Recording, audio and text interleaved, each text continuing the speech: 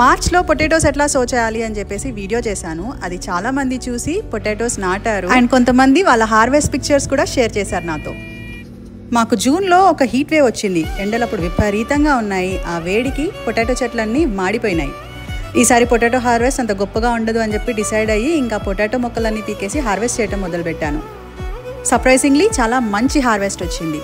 నేను every year complaint చేస్తూ ఉంటాను, నా పొటాటోస్ ఎందుకో చిన్నగా ఉన్నాయి, పెద్దగా అవ్వట్లేదు అని చెప్పి. మీలో కొంతమంది ఫ్రూట్స్ అండ్ ఫ్లవర్స్ ప్లక్ చేసి శ్వేత అప్పుడు పొటాటోస్ పెద్దగా అవుతాయి అని చెప్పారు. అది చేశాను ఈసారి అండ్ మంచి సైజ్ పొటాటోస్ వచ్చాయి.